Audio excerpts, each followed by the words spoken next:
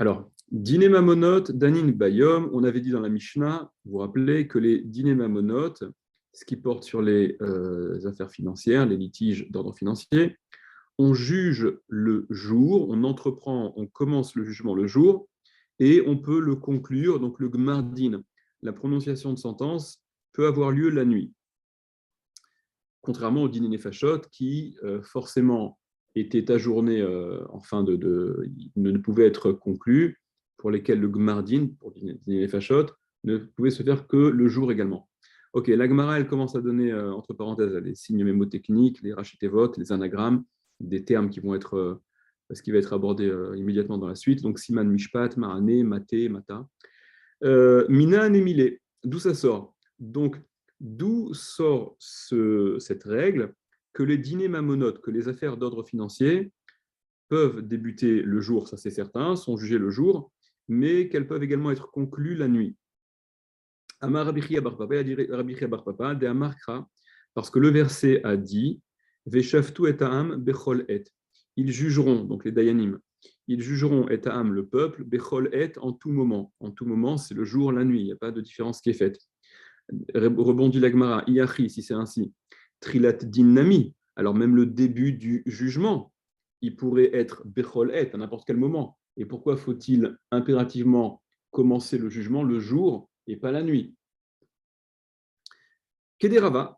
En réalité, alors réponse à cette question, c'est selon ce que Rava a expliqué, c'est comme Rava, des Rava ramé, parce que Rava il a mis en opposition deux versets, et c'est ce qui fait dire, Rava explique la Mishnah, d'où cette règle sort-elle, on doit commencer le jour, mais ça peut être conclu la nuit.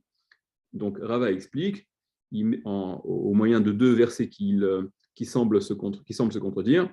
Ktiv, il est écrit, donc ce verset qu'on vient de rapporter. Veshaftu et Aham bechol et. Ils jugeront le peuple bechol et en tout temps, à tout moment, le jour, la nuit.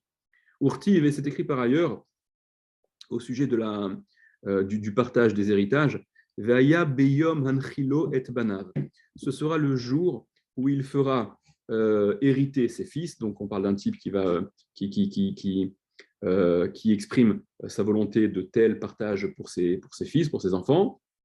Et dans ce verset, il est spécifié Beyom Hanchilo et Banav, le jour où il fait hériter ses enfants. Alors c'est vrai qu'on aurait pu prendre a priori le jour comme désignant la journée, il faut bien que ça se passe un jour. Mais là, l'intention de Rava, c'est de mettre un dagesh, de prendre stricto sensu le terme Beyom, à savoir la journée, non pas le jour de 24 heures. Donc, concernant cet héritage qui est inclus dans ce qui est de l'ordre du mammon, des affaires financières, il y a le terme yom qui est spécifié, et dans le premier passou qu'on a rapporté, il n'y avait pas la journée plus qu'un autre moment qui était spécifié, puisqu'on disait becholet en tout temps. Alors, dîner mamonot, c'est becholet ou c'est beyom? C'est n'importe quand ou c'est précisément la journée? C'est l'opposition des versets que Rava propose. À Ketzad, plutôt, il propose donc la façon suivante de résoudre ce qui semble être contradictoire. Yom litrilat din, le jour, la journée, c'est le début du jugement. Laïla, la nuit, ligmardin, c'est pour la fin du jugement. Non pas que la fin du jugement doit impérativement avoir lieu la nuit, mais c'est que le gmardin peut avoir lieu la nuit. Alors regardez, prenez Rachid 2 secondes, parce que j'avais vu un truc qui m'avait un peu surpris. Regardez Rachid Beyom Anchilo sur le verset, le jour qui désigne le partage d'héritage, pour lequel le verset précise Beyom Anchilo, le jour où il fait hériter. Mishpat Nachalot, donc la règle des héritages, Dehainu, dîner mamonot, qui sont donc du ressort qui sont dans le registre dîner mamonot, ce qui est d'ordre financier. Bayom, c'est le jour, comme c'est spécifié dans le Passouk. Et Laïla, Ligmardin, et le Bechol Et, le en tout temps, qui figurait dans le premier verset et qui semble désigner n'importe quel moment, enfin qui désigne n'importe quel moment, ça fait donc référence au Gmardin, à la conclusion du jugement. Dirtiv, selon ce qui est écrit, rapporte Rashi, Veshaftu, ils jugeront, Veikar Mishpat Hainu Gmardin. Et l'essentiel du jugement, c'est le Gmar Din, c'est la conclusion du jugement. C'est marrant. C'est marrant. Quoi? C'est marrant parce que dans les jugements de Nefashot, Ouais, c'est aussi le jour. tu as raison. C'est le Dafka le jour. C'est Afka le Voilà, jour. et il y a un Gmar Din, tu veux dire. Ouais. En effet. Non, mais ce que Rashi vient de dire, c'est que Rashi, déjà, il y a une notion qui est un peu qui est étonnante à première vue, c'est de considérer que l'essentiel du jugement, se fait finalement la nuit, d'après Rashi. C'est-à-dire, c'est le Gmardin. Alors que l'essentiel du jugement soit le Gmardin, ça s'entend. Je crois que le Yad Rama, il ramène un peu cette même idée aussi. Il me semble que c'est ce que le Yad Rama explique. Que l'essentiel du jugement, finalement, c'est ce qui va être retenu en fin de compte. Ok, mais Rashi fait dépendre l'essentiel du jugement à la nuit, comme si la nuit, finalement, c'était privilégié par rapport au jour. On dirait, regardez, Tosfot me semble dire la même chose, le contraire, je veux dire. Je crois que Tosfot disent le contraire. Regardez Tosfot, le premier Tosfot tout en haut là. Yom litrilat din, donc le jour, Rava explique, le jour, c'est le début du jugement. C'est-à-dire que face à la contradiction des versets, il y a un verset qui dit que ça peut se faire n'importe quand. Il y a un autre verset qui dit que ça se fait que le jour. Donc on a besoin de résoudre cette contradiction. La Gemara dit le début, c'est le jour, et le Gemar, la finalité, c'est n'importe quand, même la nuit. Okay, pourquoi on ne dirait pas le contraire? Pourquoi on ne dirait pas que le début, c'est n'importe quand, même la nuit, et la fin, c'est le jour? Le Gemara dit c'est le jour. Tosfot disent Veipra est le contraire, l'éka les méma. On ne peut pas dire. On ne peut pas dire que ça commencerait d'Avka précisément la nuit et que ça pourrait finir le jour. Pourquoi? Des mistama trilatadin ikar. Parce que il est probable, il s'entend de façon plus naturelle que trilatadin, le début du din, le début du jugement, c'est ça l'essentiel. Contrairement à ce que Rachid a dit, n'est-ce pas? Ve'od beyom anchilo, ok. Et il rapporte aussi par rapport au verset beyom anchilo. Bon, c'est juste. Rachid, il ne parle pas de Icar, il dit il y a un début, il y a une fin. Si, il dit, Rachid dit Veikar Mishpat, justement. Rachid dit Laila Ligmardin, la fin, la nuit pour le Gmardin, Dirtiv Veshaftu, parce que c'est écrit Veshaftu. En fait, Rachid, lui, ce qu'il est madguiche, ce sur quoi il met l'accent, c'est que, et je vous dis, c'est surtout en fait ce que j'avais vu dans le Yad Rama qui me fait penser à ça, c'est que le terme Veshaftu, c'est le terme le plus important, le plus décisif, qui désigne le Gmardin. Et puisque Veshaftu Bechol Et, c'est le terme donc, qui est employé dans le verset où il y a l'expression Bechol Et à tout moment, donc le à tout moment, le Veshaftu qui désigne le Gmardin, ça désigne plus la nuit. Veikar Mishpat Ainu Gmardin, l'essentiel du Mishpat, c'est le Gmardin. Pas comme Tosfot, il y a une différence de compréhension apparemment entre Rashi et Tosfot. Hein. Avançons, c'est juste une remarque pour l'instant, il faudrait rentrer plus dedans, mais en tout cas, vous remarquez cette différence d'approche. Ok, revenons à la Gemara. Le contraire. Ouais. Ok, alors revenons à la Gemara. On est à la 5e ligne de la Gemara. Donc, après avoir expliqué la raison pour laquelle la Mishnah elle accepte que les dîners mammonotes, ce qui porte sur les litiges d'ordre financier, doivent débuter le jour et peuvent être conclus la nuit. La Gemara déduit, Matnitin, notre Mishnah, Delo ke Rabbi Meir, ne va pas selon l'opinion de Rabbi Meir. Donc il y a une opinion discordante avec la Mishnah, en l'occurrence celle de Rabbi Meir. Où est-ce qu'on voit ça? On rapporte une braïta immédiatement. Détania, selon ce qu'on a enseigné, donc dans une braïta, Haya Rabbi Meir Omer. Donc il y a dans une braïta où Rabbi Meir il intervient et il dit la chose suivante. Ma Talmud Lomar al Pihemi et Kolriv Vechol Naga. Qu'est-ce que ça vient t'apprendre? Alors il y a un verset qui exprime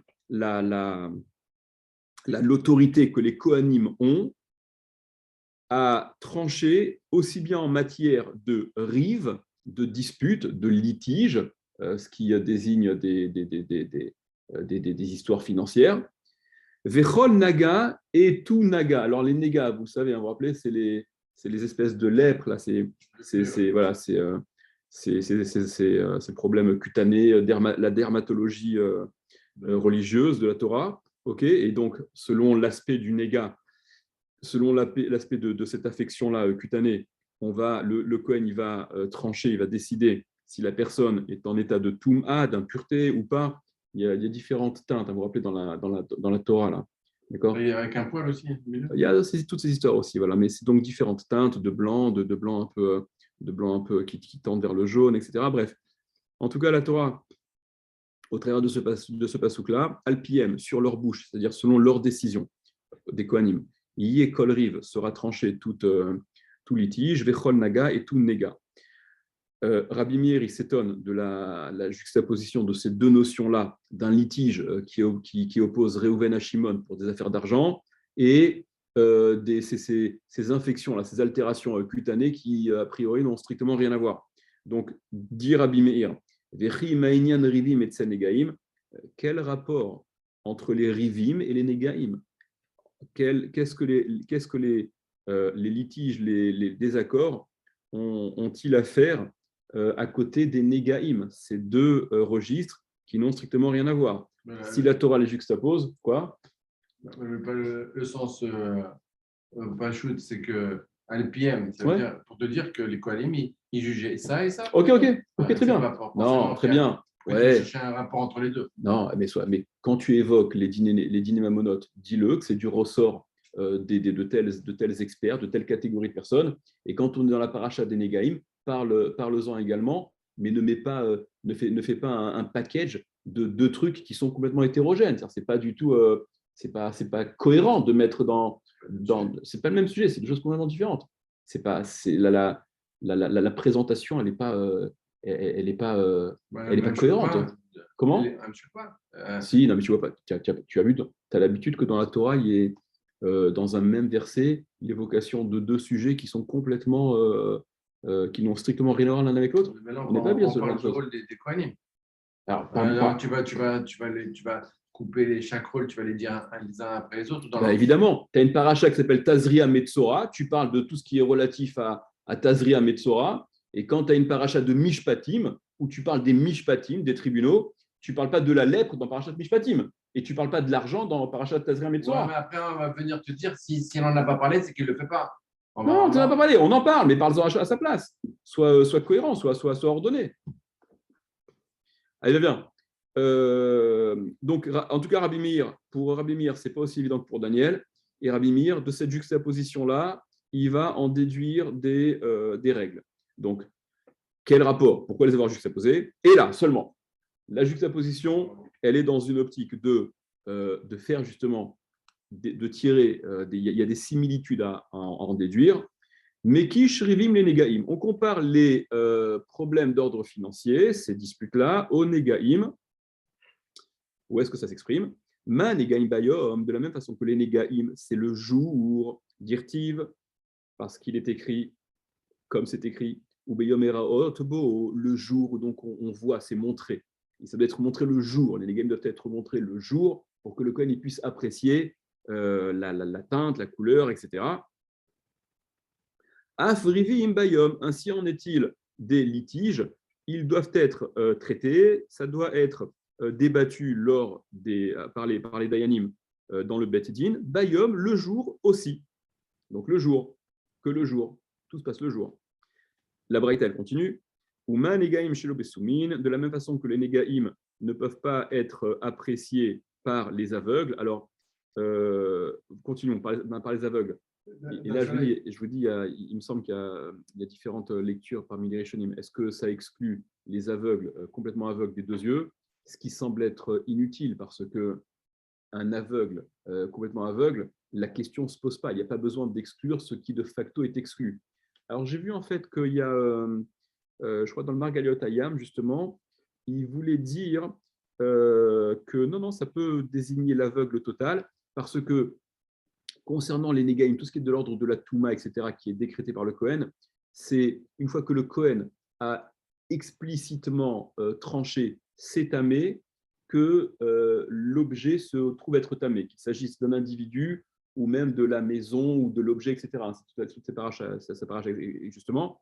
Et donc, on aurait pu dire qu'on explique, on décrive la teinte, l'aspect, etc., toutes ces choses-là, au Kohen et que, suite à la description, si elle est précise, ils sont en mesure de dire tamé. Et donc voilà, on exclut que dans un cas comme ça, justement, le Kohen il puisse trancher. Il y a ceux qui comprennent, non, de facto, il est exclu, donc ce serait ne serait-ce que d'un œil, il est souma, il est aveugle d'un œil, qu'il est exclu de ces games. On va pas s'étendre là-dessus, c'est pas hyper intéressant. Donc, le Rabbi Meir, il continue dans les similitudes qui sont à faire d'après lui entre les litiges financiers et les négaïm. Donc, premièrement, ça doit être fait le jour, aussi bien l'un que l'autre. Enfin, les négaïm doivent être vus le jour. Parce que, c'est quoi, ils doivent être vus le jour parce que la nuit, ça ne se voit pas. Alors, ça aussi, il y a aussi ceux qui relèvent que la nuit, ça ne se voit pas. Prends une torche, d'accord, on a des éclairages, on a de la lumière blanche aujourd'hui. C'est très efficace pour. Mais bon, il y a une Gemara dans Choulin, je crois, qui ramène qu'avec une torche, c'est comme le jour. D'accord, la Gemara dans Choulin, elle dit ça. Ouais, une torche, c'est comme le jour. Il y a une lumière qui te fait voir aussi bien que le jour, quasiment. Bon, quoi qu'il en soit, venez, continuons. Voilà, donc de la même façon que les négaïm ne peuvent pas de facto être appréciés par un aveugle, dirtiv, selon ce qui est écrit, l'échol maré aîné à Kohen, à toute vision des yeux du Kohen. Alors si on prend stricto sensu le pasouk, et c'est ce que certains font, il me semble, aîné, les yeux. D'accord, il faut que ce soit vu par les yeux du Kohen. Donc si c'est vu par un seul œil, ce n'est pas suffisant. Ou bien non, l'avdafka peut-être. Afrivim, ainsi en est-il des litiges chez l'aube et soumine. Donc les soumines, les aveugles en sont exclus. Ok. Ou mekish negaim les rivim. On continue cette juxtaposition qui font ressembler les negaim aux rivim, donc ces negaim aux litiges. Ma rivim chez l'aube bikrovim, af negaim chez l'aube bikrovim. De la même façon que les litiges ne peuvent pas être débattus et tranchés par des proches, okay. Ainsi en est-il des négaïm. Le Kohen qui va trancher sur l'état du néga ne peut pas être un proche de la personne qui est concernée par cette forme par cette plaie, par cette forme de lèpre, qui n'est pas une lèpre. Ima rivim bishlosha af negaim bishlosha. La Gemara demande dans ces cas-là, de la même façon que les litiges, c'est débattu dans un bet din composé de 3 personnes, af negaim bishlosha. Alors les négaïm aussi, ils devraient être appréciés par 3 kohanim. Vedinhu, et en plus, il y a même une raison, il y a même un kalvachomer à faire qui appuierait cette éventualité-là. Vedinu. Mamono bishlosha, gufo lokol sheken. Si déjà son argent, ce qui concerne son patrimoine, ce qui est finalement moins. Si son argent, ce qu'il possède, nécessite 3 personnes, gufo, son propre corps, sa propre personne, lokol sheken, n'est-ce pas, à plus forte raison. Et on a dit. Voilà, ensuite il dit que ce qu'Alvachomer, il semble un peu étonnant. C'est des gens pour qui l'argent. Exactement, la fameuse Gemara, d'accord, c'est quoi, tu aimerais éternel ton Dieu de tout ton cœur, de tous tes moyens, de toute ta vie. Pourquoi? Parce que certaines personnes considèrent plus important, accordent plus d'importance à leur argent parfois qu'à leur vie, etc. Il y a toutes les combinaisons, il y a toutes les variantes possibles chez chacun. Quoi qu'il en soit, le regard, on va dire, le plus je sais pas, qui semble être a priori le plus raisonnable, c'est quand même de privilégier sa propre vie, son propre corps à son patrimoine. Et donc, c'est ce qui fait le Kalvachomer à la Gemara. En tout cas, répond la Gemara, Talmud Lomar, c'est ce que vient t'apprendre. Donc là, c'est toujours Abimir qui parle. Hein. Talmud Lomar, toujours cette braïta. Talmud Lomar, c'est ce que vient t'apprendre. Vehuva el Aaron a Kohen, o el Achad ou ver. Et il sera porté, donc cette personne le néga qui doit être apprécié, sur lequel il faut trancher, il sera apporté el Aaron à Kohen, auprès de Aaron à Kohen, ou auprès de l'un de ses fils, ou l'un des Kohanim, quoi. Donc voilà, el Achad, el Echad, vers l'un. Halamadta, tu apprends de là, chez Afilu Kohen Echad, que même un Kohen, un seul Kohen, Roet Anegaim, il peut voir les Negaim, et donc trancher. Quoi qu'il en soit, vous avez vu que toute cette longue braïta qu'on a rapportée, elle était rapportée dans un premier temps uniquement par rapport au premier din qu'on apprend, que les litiges ne peuvent être débattus et tranchés que durant la journée, contrairement à ce qu'on a dit dans notre Mishnah. Ok. Alors, l'Agmara, elle rapporte une histoire qui va à l'encontre de ce qu'on vient de dire dans cette braïta.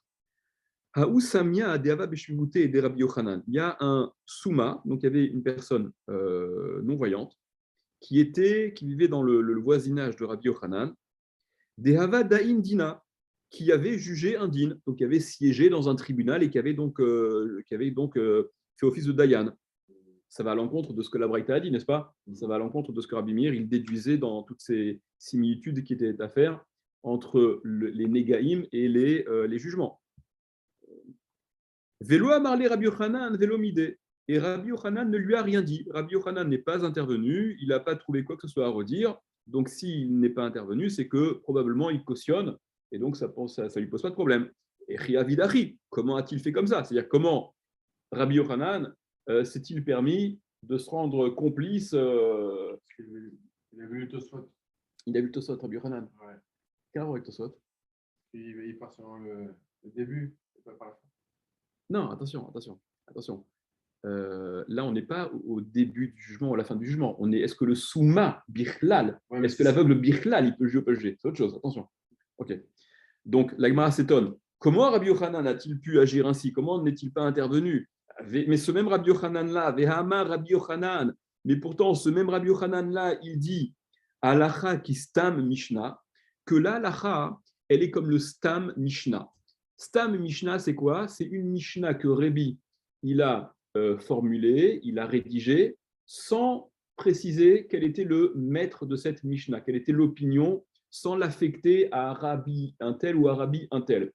Et de la formulation stam, ça laisse comprendre que c'est la halacha. Ça n'est pas uniquement l'opinion d'un tel ou tel maître de la Mishnah, c'est ce qu'il faut retenir. Comme ça, Rabbi Yochanan, il dit. Donc, Rabbi Yochanan qui dit que la halacha est comme stam Mishnah, et on a justement un stam Mishnah, on a une Mishnah qui est enseignée sans qu'elle soit affiliée à une opinion de tel ou tel Tana, de tel ou tel maître, Vetnan, et c'est ce qu'on voit tout de suite, donc c'est une Mishnah dans Masechet Mida, qui rapporte la chose suivante. Kol ha-kasher ladoun, tout celui qui est kasher, tout celui qui est apte à juger, donc à faire office de Dayan, kasher le'aïd, il peut également témoigner, ça se comprend, si déjà il peut juger, il peut aussi témoigner.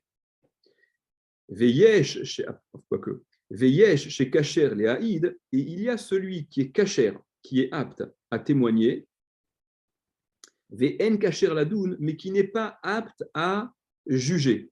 Alors, laissez de côté les compétences, ce n'est pas de ça dont on parle de quelque chose de plus profond, de plus intrinsèque.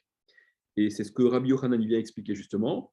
Ve'amar Rabbi Yochanan, ce que je veux dire, quelque chose de plus intrinsèque, c'est pas que, oui, il peut témoigner parce qu'il a vu, d'accord, n'importe quel type peut témoigner de ce qu'il a vu. Mais s'il n'a pas les compétences pour juger, il ne peut pas juger. Ce n'est pas de ça dont on parle. La Mishnah n'a pas besoin de parler de ça. On n'a pas dit celui qui est Brel ne peut pas être Dayan. Ben oui, c'est-à-dire que s'il ne sait pas lire, c'est compliqué. Il a eu du mal à apprendre, connaître un minimum de halakha s'il ne sait pas lire ou s'il n'a pas appris.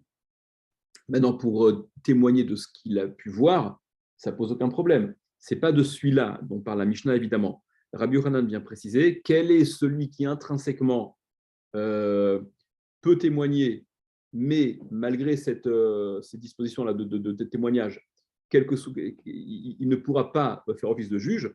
L'itouye souma, ça vient inclure le souma, l'aveugle. Be'achat me'enav, de l'un de ses yeux. C'est-à-dire celui qui serait, qui serait aveugle, ne serait-ce que l'un de ses deux yeux. Donc, Rabbi Yochanan, il donne lui-même cette explication à un stam Mishnah qui invalide la personne qui est aveugle, ne serait-ce que l'un de ses deux yeux, pour faire office de juge. Donc, comment ce Rabbi Yochanan a-t-il pu laisser dans son voisinage quelqu'un qui était aveugle juger?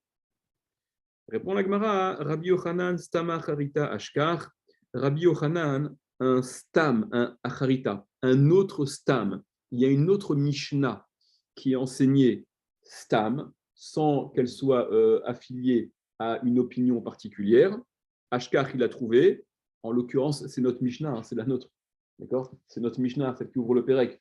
Toute la différence qui liste les différences entre dîner mamonot et dîner nefashot. Okay, c'est de ce stam dont parle la Gemara. Dîner mamonot qui dit, c'est ce qu'on a vu, regardez, dîner mamonot, les dîners mamonot, danin bayom, begomrim balayla. On les juge le jour, on entreprend, on ouvre les débats le jour et on peut finir la nuit. Et alors, en quoi ça permet de savoir que l'aveugle, il est cachère?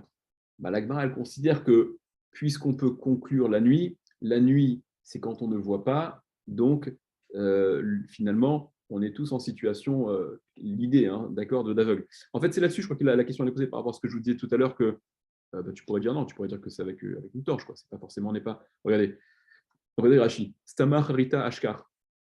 Il a trouvé un autre stam, Rabbi Yochanan, qui en l'occurrence est notre Mishnah à nous, des marchars soumin qui rend cachère, qui acceptent les soumines, les aveugles. Balaïla, parce que la Mishnah, la nôtre, stam, elle dit que les dîners mamonotes peuvent être conclus la nuit, doumia des souma. C'est comme pour l'aveugle, finalement. La nuit, c'est un peu l'équivalent, on se retrouve un petit peu tous en situation d'aveugle. D'accord, l'idée est un peu lointaine. D'accord, elle est un peu lointaine, mais c'est un peu tiré par les cheveux. Bon, c'est ce que la Gemara considère. C'est vrai qu'il faudrait essayer de comprendre un peu mieux. En tout cas, la Gemara, elle rebondit sur une question naturelle. Mai ulme de haistama, me haistama. Mai, quoi ulme, il est fort. En quoi il est préférable des haïstama, ce stam-là, mais haïstama de ce stam-là.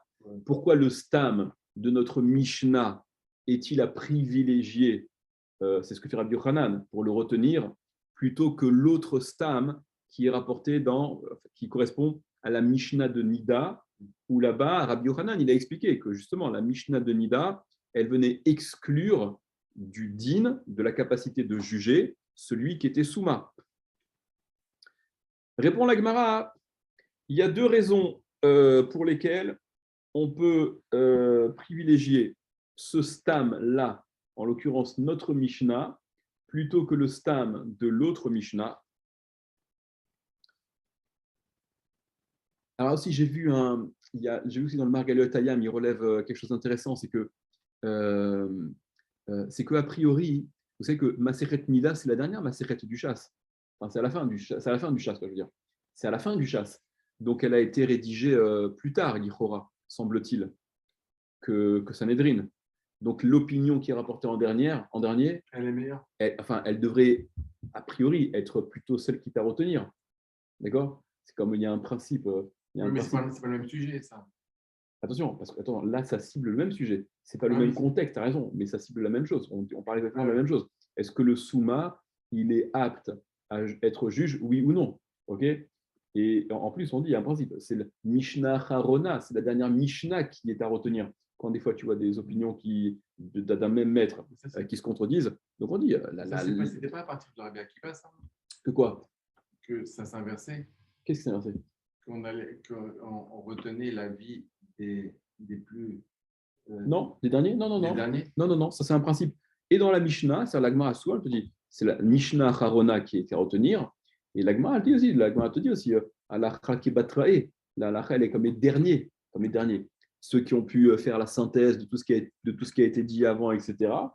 Donc, si on s'en tient à ça, il semblerait que Maseret Nida, qui vient tout à la fin, elle a été rédigée après Sanhedrin, donc on aurait plus tendance à retenir ce qui est dit dans Nida. Et donc c'est là-dessus que le Margalot Hayam y rapporte. Je ne sais plus quoi, il rapporte quoi comme truc. En fait, il y avait plus d'avis pour dans l'un que dans l'autre. En fait, c'était Quoi plus? On dit c'était des stamas, ce qu'on a vu hier, non? Attends, on va voir. J'ai pas encore rapporté la réponse. On va voir la réponse. Ça, c'est on va voir ce point-là. Non, mais déjà, quant à la chronologie, qui en soi devrait être suffisante pour privilégier ce qui a été dit à la fin plutôt que ce qui a été dit avant. Alors, je vous dis, le Margaliot Hayam, il ramène, si je vous le retrouve rapidement, là, je vous le dis, si je le retrouve rapidement, je ne le retrouve pas rapidement, mais l'idée qu'il rapporte, c'est que, ouais, ça. Ouais, que Deine Matsinu Odas Marta Acheret, les Sidre Mishnah, chez les Fia, il ramène une autre source de la chronologie justement de la rédaction des Mishnayot, et donc il y a un siman, il y a même un siman mémotechnique.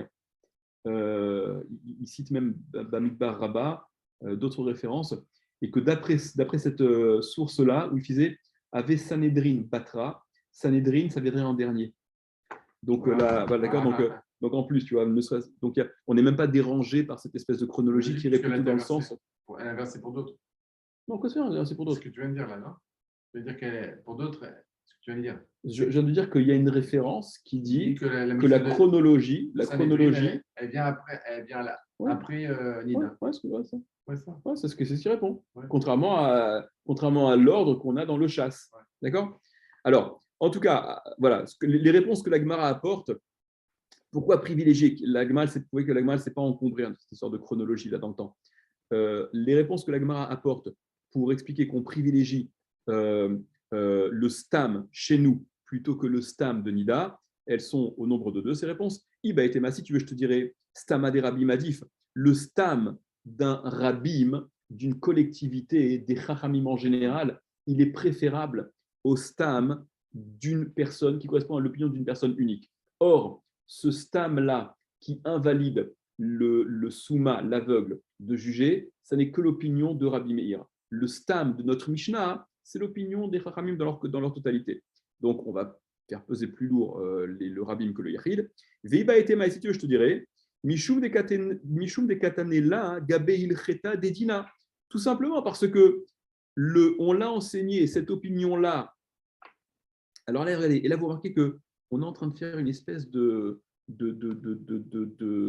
comment dire, on mélange un peu comment on dit, les torchons et les serviettes. Attends, on est en train de parler de la validité de l'aveugle pour juger, et tu me dis que dans notre Mishnah, chez nous là, d'accord, le stam, il a parlé de l'aveugle chez nous, là, il n'a pas parlé de l'aveugle à notre Mishnah. Ce stam Mishnah là, il n'a pas parlé de l'aveugle, d'accord, chez nous là, au début du Pérec, il n'est pas avec son aveugle. Mais vous avez vu, comme on a fait le pont, attends, juste que je m'assure de ne pas dire de bêtises, mais voilà, ça n'a pas été birla l'explicité dans notre Mishnah que l'aveugle était valable. Mais comme on a fait le pont, là, qui nous semble un peu étonnant, que la possibilité de juger la nuit, alors ça venait valider l'aveugle, c'est une façon aussi qu'on prête à ce Stam Mishnah de valider l'aveugle. Donc, puisque dans notre Mishnah, qui recense tous les dinim, toutes les règles propres au dîner mamonote, enfin qui font l'objet des différences entre les dîners mamonotes et les dîners nefashot, où c'est là qu'on focalise, où c'est là véritablement le sujet de dîner mamonote, on va plus considérer que les règles de dîner mamonote, elles sont fixées, établies à retenir, elles sont la référence ici, plutôt que là-bas dans Masechet Nida, où en fait on ramène un tas de trucs, mais qui sont complètement périphériques. Et à Gave, en passant, on a ramené cette histoire de dîner mamonote, desquels l'aveugle en serait exclu. Donc, deuxième réponse de la Gemara, on va plus retenir définitivement comme étant l'opinion qui prime, celle qui est évoquée dans le contexte de dîner mamonote, plutôt que celle qui est évoquée dans un contexte qui n'est pas du tout relatif au dîner mamonote. Regardez Rashi. Rashi. Voilà. Ouais. Alors, Mishum des Katanela, regardez. Parce qu'on l'a enseigné, donc c'est la deuxième proposition de la Gemara, Veiba et Tema. Ça a été enseigné dans un contexte de dîner mamonote. Mishum des Katanela, parce qu'on l'a enseigné. Leha des Danin Balaylas, qu'on peut juger la nuit. Gabé, donc on peut juger la nuit, donc ça inclut le souma, ça inclut l'aveugle. Gabé il Cheta des Dina, au sujet des halachot de din, des règles qui portent sur les litiges d'ordre financier. Acha ici, Bessanedrin, ici dans Sanhedrin, d'accord, Daflamet Bet, précise Rashi. Rashi ne précise pas, je vous l'avais dit, évidemment, la pagination de Rashi n'était pas notre pagination à nous. Tania, on a enseigné. Alors, Tania, Rabbi Gabé Diné Mamonot, donc il a rapporté Rabbi, quand il a rédigé la Mishnah, les Diné Mamonot, ici, Shmamina, Ikari, donc c'est que l'essentiel à retenir des Diné Mamonot, c'est là où c'est évoqué, c'est là où c'est développé. Les Milaf Mina, d'apprendre donc de cela, des Ilouaï, des Chol Akacher, parce que la Mishnah qui dit que tous ceux qui sont cachers pour juger sont cachers pour témoigner, mais ceux qui sont cachers pour témoigner ne sont pas forcément cachers pour juger, et Maseret Nida, donc c'est ce qui ramenait ce stam-là dans Maseret Nida. Tania Rabbi Agav Gra, Rabbi l'a renseigné ça en passant. Ce n'était pas l'essentiel du sujet que de s'intéresser au dîner mamonot là-bas. Des Tania Atin, parce qu'on a enseigné là-bas, qui en est mille et touva. On a enseigné dans ce même ordre d'idées-là, celui qui ceci, il est bon pour ça, mais pas bon pour ça. On en a enseigné plusieurs des comme ça. Des Perek Bassiman, dans le Perek Bassiman. Il car par conséquent, la valiba del Cheta Satam, il n'a pas là-bas dans Mishnah, dans Nida, formulé ce qui était forcément en accord avec la halakha, il a formulé ce qui faisait l'objet de telles opinions où il y avait cette structure de présentation. Ce qui est ceci n'est pas forcément pour cela, etc. Et là, Mishum de Matrir, Vetane, Hanar, des Damou Adade. Voilà, il a simplement enseigné là-bas ceux qui étaient dans le même ordre d'idées, ceux qui se ressemblaient. Kegon, par exemple, Kol Shechayav Bereshit Agez, Chayav Bematanot, tout celui qui est tenu, qui est obligé de donner le début, les premières tontes de ces animaux, il est également tenu, Chayav, de donner les différents prélèvements auxquels il est tenu. Bref, Veyesh Chayav Matanot, et il y a celui qui est Chayav, qui doit ces différents dons, Ve'en Chayav Bereshit Agez, mais qui n'est pas Chayav des premières tontes, qui faisait aussi l'objet de ce qui devait être donné au Kohen. D'accord. Donc vous voyez, c'est cette structure-là qui est similaire. On peut être OK pour ceci, mais pas pour cela. Vedekevate tout va, et comme ça, beaucoup. Donc là-bas, c'était simplement ramener une espèce on a ramené un tas de sentences qui étaient sous cette même structure, mais qui n'étaient pas à ce point précis, qui n'étaient pas foncièrement liées, pas du tout en fait, liées aux mamonotes, contrairement à chez nous où on est en plein dedans. Donc il est probable que c'est là où on est en plein dedans qui soit la source à retenir et à privilégier par rapport à ces histoires.